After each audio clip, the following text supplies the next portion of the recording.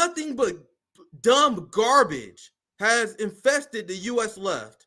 Now you got Bernie Sanders, former staffers. You got people wondering why Bernie Sanders and John Fetterman are enabling a genocide. You guys thought they would choose you over the establishment? You guys worship the professional managerial class. We worship the workers and organizing. The social democrats and DSA and all these people, they want us to shut the fuck up and fall in line.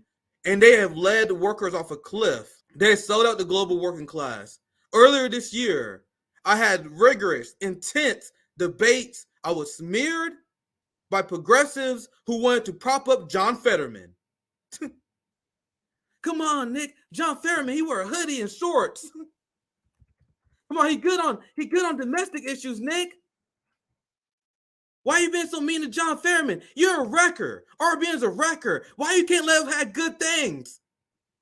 You had John Fetterman on the campaign trail openly saying that he's going to lean into his relationship with Israel as a senator. And all these dumb leftists who are acting surprised about this at the time was telling me, like, come on, man, why are you making a big deal about this? You guys are using any excuse to cancel a politician. We love politicians. Why are you guys going to cancel politicians?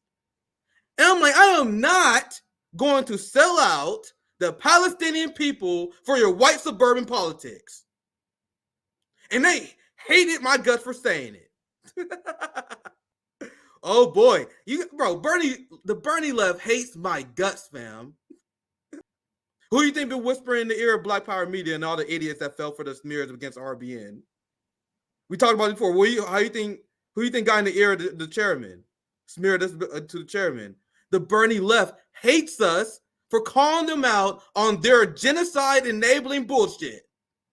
Because we come with this with the knowledge of our ancestors. Malcolm X and Fred Hampton Jr. Fred Hampton, the Black Panthers, the main people they don't want us to quote. You guys know they wanted to separate us from our Black radical ancestors. Don't quote Fred Hampton Jr. How dare you say you're Fred Hampton leftist? They don't want us to look back at our Black radical past and emulate that. They want us to follow Bernie Sanders and Nina Turner. They want us to follow Marianne fucking Williamson, millionaire white ladies. How dare you call yourself a Fred Hampton left? Who the fuck you think you are? Quoting your own fucking ancestors. I learned from them. I learned from Malcolm X, MLK, not these social democrats, not these people who sold out the Palestinian people in a devil's bargain in order to get political power. My guess, no, he's the co-director of Midwestern Marx. What are your thoughts on Fetterman? We took so much heat because we came out hard and aggressively. And I still remember the Vanguard once said, man, RBN, they're just here to ruin everything we stand for. And I was like, you guys. And these people call themselves Marxists while supporting capitalist politicians. How does that make sense? Do they stand for being easily fooled by a dude in basketball shorts? Like, the guy has multiple Harvard degrees. He ain't one of us, right? Come on. Yeah. He came from generational wealth. Pulled a shotgun on a black man. So a guy who pulled a shotgun on a black jogger, you guys surprised he support genocide? It's like there's certain character traits that you have in you. I'm not saying that everyone who pulled a shotgun on a black jogger probably support genocide, but most of them probably do. And as I mentioned before, on the campaign trail, he was openly selling out the AIPAC. But social democrats consistently make this devil's bargain. I'm sorry, I keep interrupting. No, you good. You good. This is a conversation. We good. I do that all the time. So go ahead. Well, they act as if they're automatically somehow one of us, right? Like we're all on this same team where their team is really just get Democrats elected. Absolutely. Right. And I've never been on that team. Why do I care about a Democrat getting elected? What's a Democrat ever done for me? By the way, I live in Cleveland, which is a largely black city, as I'm sure you know. The Democrats have run this city forever and have done nothing for the black community here or anybody here for that matter.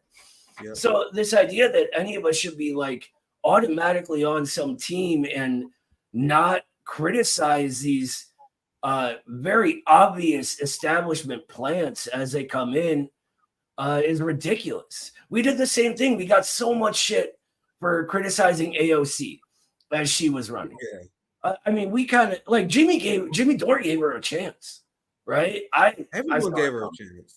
Yeah, Yeah, everyone gave her a chance. Like, I didn't. I don't know. I was like, this lady. They tried to bill her as like the bartender from Queens, right? Who also has all these advanced degrees, going to the same private universities that every CIA agent goes to, and all these like very suspicious overseas trips, which are yeah. in these official NGOs attached to the Kennedys and all this other stuff. It's just like, come on, just look into who she is. Yeah, the thing is, I immediately was like, "What's going on here?" When I realized they lied about her background, Mhm. where they just sold her as just an ordinary bartender. She grew up in the hood. She know the struggle. No, the fuck she did not. She grew up in Right. the suburbs. Went through Boston U, where a lot of CIA and intelligence officials go to school at. It's a recruitment hotbed. Then she went to Africa. I think Nigeria, but I need to be careful because I need to look at the exact country. But I know she went somewhere in Africa on some sort of like peace mission about women's health, and it was criticized by someone because these peace initiatives essentially pushing